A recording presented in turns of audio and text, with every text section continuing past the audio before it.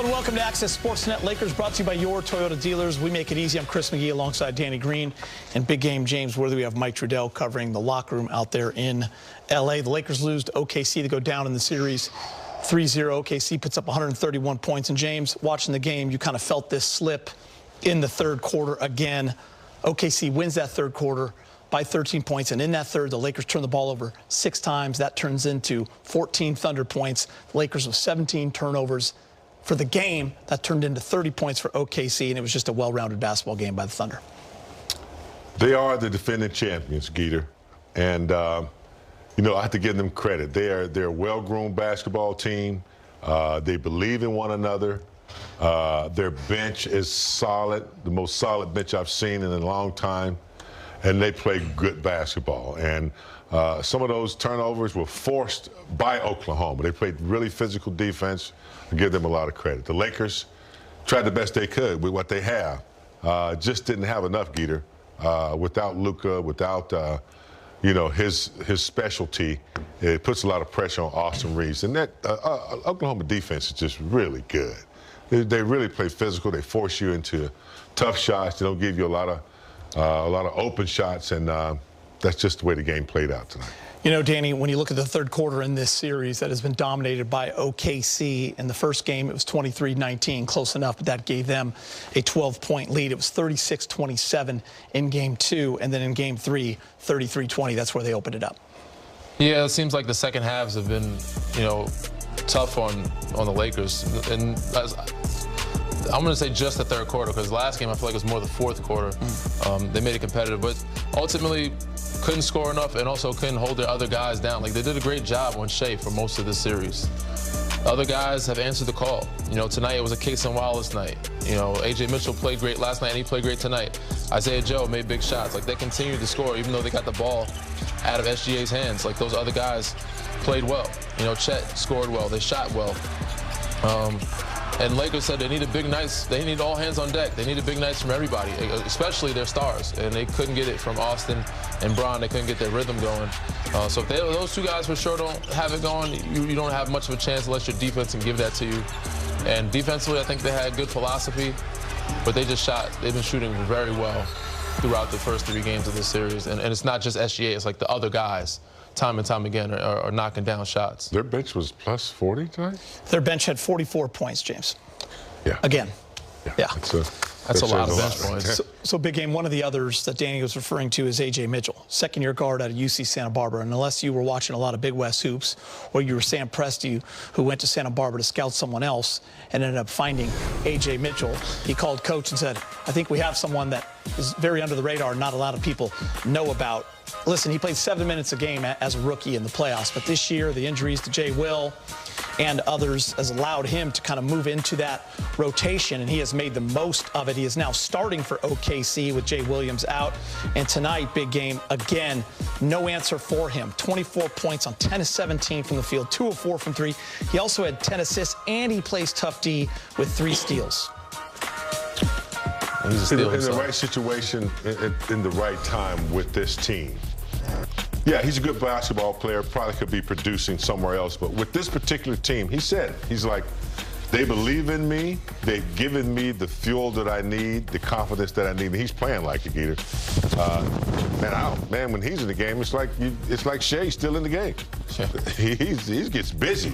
He's very productive, high efficiency shots. He's got a great career ahead of him, regardless of where he plays. But that's just the organization. They have really good, you know, talent on that bench. They really play well together. They got good philosophy as a team. And when those guys come off the bench, it's like they don't lose a step. You say wherever he goes, he's there in Oklahoma City for the next 2 or 3 years. They have him, I think, at the cheapest deal you can find. Second-year player. Yeah. Second-round draft pick. They have him like under like a Bronny deal. They gave him like a 3-year, $7 million deal. So he's coming back for like 2.4. You got to give them credit. You know, from the front office to downline to the coaching staff, Dagnall did a great job of calling the right guys. Last game was Jared McCain. I mean, he's been consistent. But this kid was a steal of the draft. You know, putting up 24 and 10 in a playoff game is remarkable. And not many people saw this coming, and he's been doing that all year. And again, they have him for cheap for the next couple of years. They can continue to get better and build with this kid and the other guys that they have, and they still have other draft picks. But yeah, Lakers, man, they tried, they fought. I think they fought better last game and the game before. It looked like they're also a little fatigued. You know, Bron is 41 years old. It's hard to ask of him to consistently do it night in, night out to give you 30 and 40 points. That's just too much to ask of a 40-year-old. They're just outmatched, man. They have a lot. They didn't have the depth that the Thunders have. The Thunder has a lot with them. Their starting lineup and their bench, and they have so many guys that they can call on to step up and make plays like Ajay Mitchell did. Yeah, this is one of those nights, James, where you needed Austin Reeves and LeBron James to have big games, and you can credit the Oklahoma defense as well. They're not allowing anything easy, especially with these two, the way they're guarding them. But both LeBron and Austin Reeves, you see LeBron with the 18 on 7 of 19, the 2 for 6 from 3, and Austin Reeves just 5 of 13, 1 for 5 from 3, and the 3 assists. Austin did get to the free throw line 8 times and made 6 of them, but tough night. Yeah, well, Danny just said it. I mean, Oklahoma's deep. They're so deep that they can go, 9, 10 players and get the same type of productivity. And they also, in a 7-game series, when you're dependent on limited players, like you got to depend on LeBron and Austin. Well, a good defensive team, just like we did against Shea in the first couple games, a good defensive team, they're not going to allow Austin and LeBron, to dominate the game. They're just not going to do it. So then you have to rely on others. Aiton's, not really the dominant player. Rui has done his job.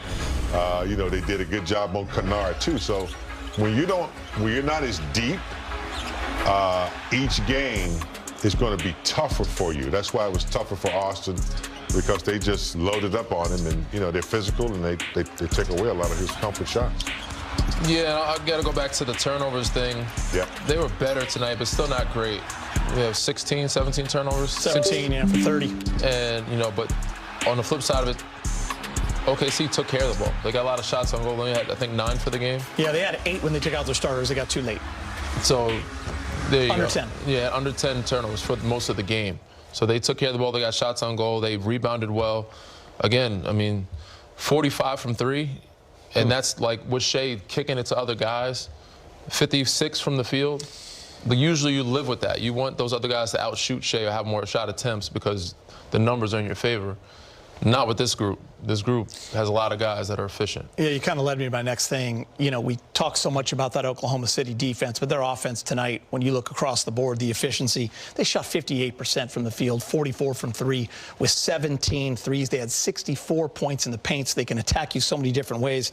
Big game. The under 10 turnovers until late in the game. And again, the bench with 44 points. And it doesn't happen by accident. They're a well-groomed offense. Each pass is, for a reason. And when you get guys like, Chet getting high percentage shot, the center, he's getting, little floaters and putbacks. And then you have to help. And when you have to help, they're finding the open man for open shots, Skeeter. And it's just hard to rotate to every man. They make you work on defense. You have to switch. You have to be alert, and they're moving the basketball. So that just goes to show you. I mean, they're defending champions. And when you're defending champions, you're well-groomed. You know how it is when you win a championship, you come back with the same guys. You don't have to teach much. You add a few components. You just keep doing it, and that's what they're doing, man. They're a tough team. Well, a machine, like Big Game said. And as I'm looking, Lakers didn't play bad. They shot really well from 3. Throughout the game, I thought they had a chance. Rui came out hot. Kennard actually had a really good game tonight. They shot 47% from 3, and I think 47 from the field. That most nights will get you a win. Yeah. But you just can't have 17 turnovers, and you're playing against Oklahoma City Thunder, who guys can shoot and score. And again, they're a championship DNA type of team, well-oiled machine. You can't have any errors or mistakes against them. They're going to capitalize on them. All right, time to hear from Coach JJ Redick, brought to you by your Toyota dealers. Talked about OKC's depth. Do you think that's part of what's happening in the kind of the second halves in the last couple of games, or where do you see that trend in how they're able to eventually pull away? Yeah, again, it's a strength of their team.